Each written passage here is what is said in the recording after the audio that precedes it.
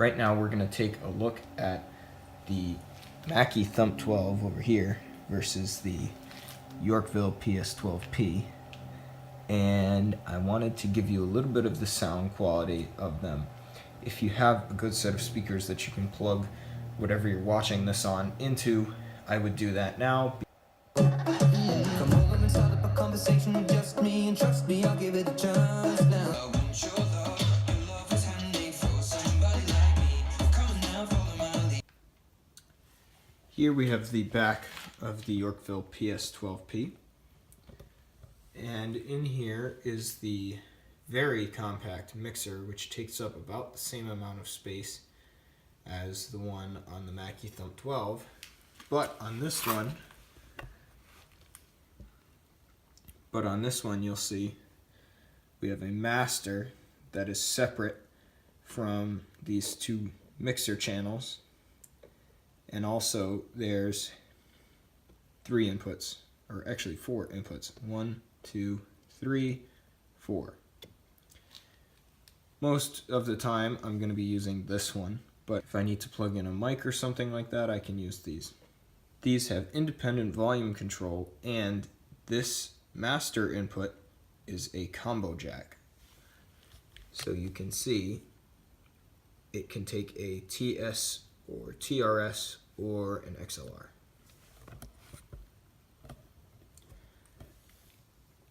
This mixer is always off unless you enable it here. And there is a club mode, which adds more bass, and a sub mode so that you can take out some of the bass, and essentially this is a crossover here.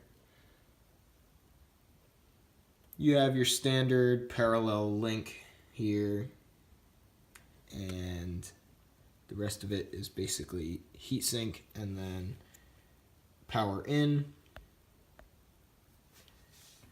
circuit breaker, and power button.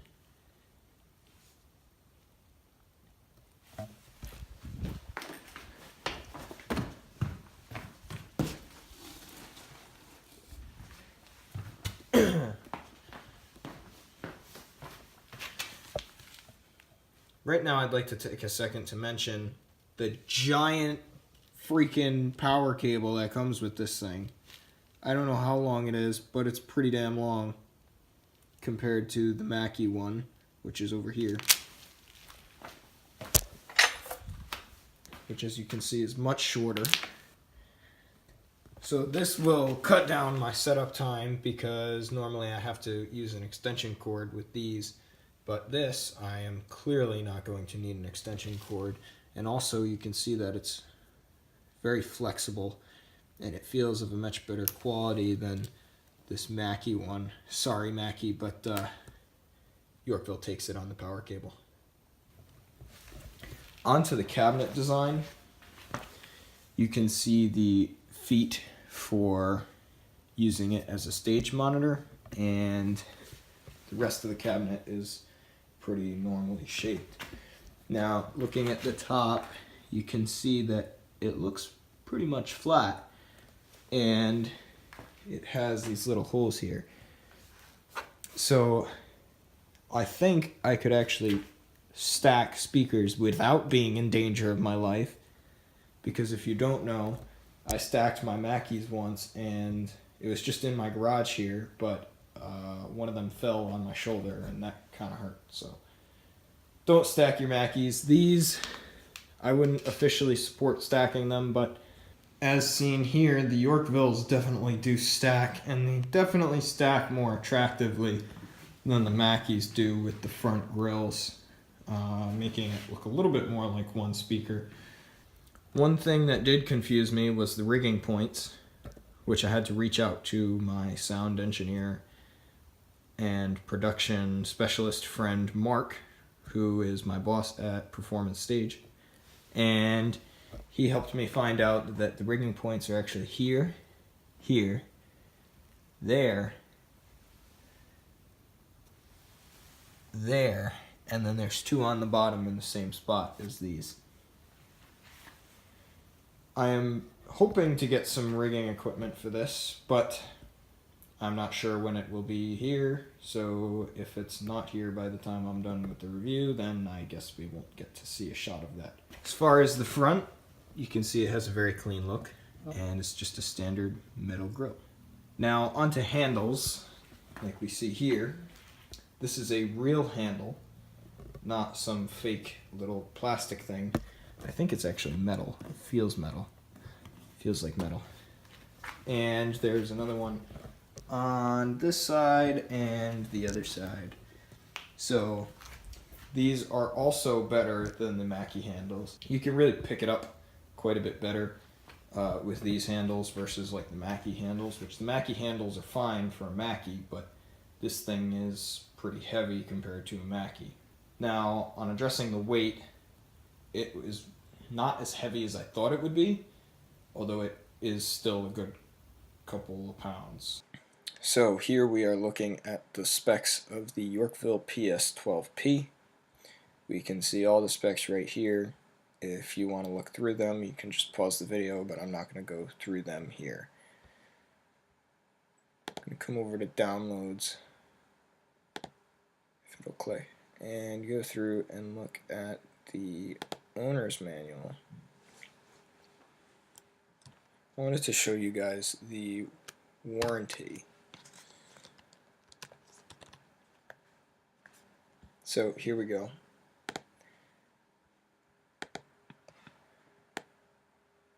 They have a 2-year unlimited warranty, and should also say somewhere in here that it's actually a transferable warranty, which is rare. So most warranties that come with products are non-transferable because companies don't really want to pay to fix stuff. Granted, you do still need to pay the shipping to send it in, but you can see here that it's a 2-year transferable warranty. The products are built in Canada. The other thing I wanted to point out here is the voice coil size. Here we go. So here's the voice coil. So the LF driver has a 12-inch woofer with a 3-inch voice coil. Now, if you don't know how large a 3-inch voice coil is, obviously it's 3 inches. 3 inches is the diameter, and that's a pretty large voice coil for a top speaker that's 12 inches. A 3-inch voice coil is something you'd normally see in something like an 18-inch subwoofer. So that is going to help with sound quality quite a bit. As you can see here, we have 133 decibels peak and 128 continuous, which is super, super loud. 128 is almost a jet engine. Give us an update on the speakers. Speakers sound pretty good. I mean, I've been able to hear them from over there at some points. I mean, when there's not like a giant crowd at the photo booth. Yeah. But I mean, and it's been pretty quiet too, which means they really throw. So, update on the Yorkvilles. Because the bass is so good and at the right frequency, it matches up with the sub that's down here and makes for really good bass.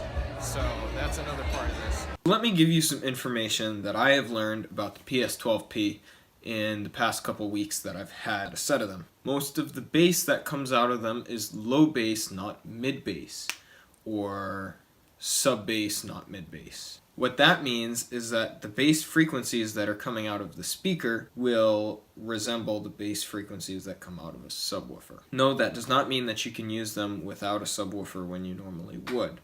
Keep in mind that you do still need a subwoofer if you would normally be using a subwoofer, because the subwoofer goes on the floor and is actually going to shake the room, whereas bass frequencies in air aren't going to have that much of an effect that a subwoofer would.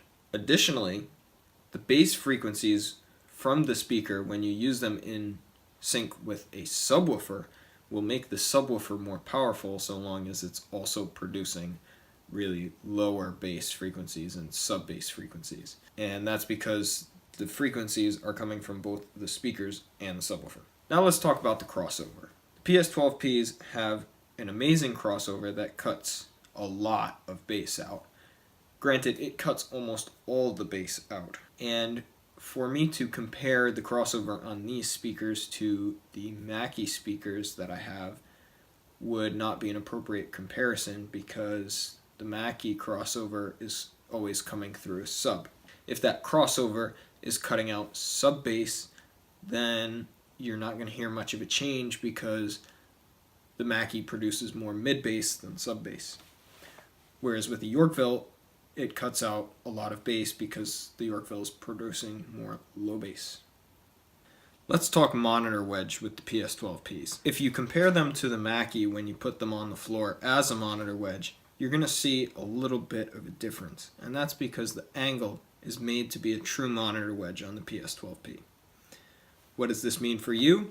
If you plan to use the PS12P in production applications that require monitors, you're going to get a more professional monitor sound out of the PS12P because of that special monitor angle that it's set at, instead of being at a 45-degree angle like the Mackie is. Take into account that when I'm saying all of this about Mackies versus Yorkville, I'm not making a general statement, I'm just making a statement about the Mackie Thump series versus the Yorkville Parasource 12Ps. Let's talk about some features that are missing from the Yorkville PS12P. It has a lower than what I would consider normal input gain, which means that you're going to need to use more gain on the speaker and from your controller or wherever the sound is coming out of that goes to the speaker. This creates for more static coming out of the speaker, because the more gain you use, the more static you're going to get, and also the more distortion that you're going to get. Although I personally haven't experienced any distortion out of these speakers. At this time, the only thing that I can really think of that is a slight problem with this speaker is the low input gain. Of course, I've only been using them for almost a month now, and I have only brought them out to one event.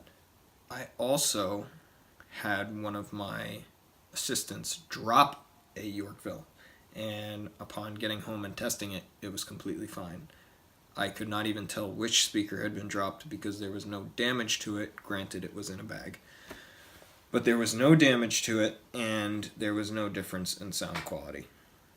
Now, I don't recommend you go around dropping these speakers, but that does prove that they're pretty robust. So the plastic shell on these and the speaker itself is very well made and very attractive. Low input gain, but that's not too huge of a problem considering the loud volumes that it can actually go to. If you're pushing it there, it's probably going to be so loud that any static no one would realize, unless you had something that was either really quiet playing in the background or you had nothing on at all. Thank you for watching. That concludes my review for the Yorkville PS12Ps. Make sure to give me a thumbs up on this video, comment below if you liked it, and make sure to subscribe to my channel for new videos every week. Also, make sure to check out my new branded clothing line at store.djalexbrown.com. I'll put a link down in the description. And if you do want to buy something, you can do it right online. Peace.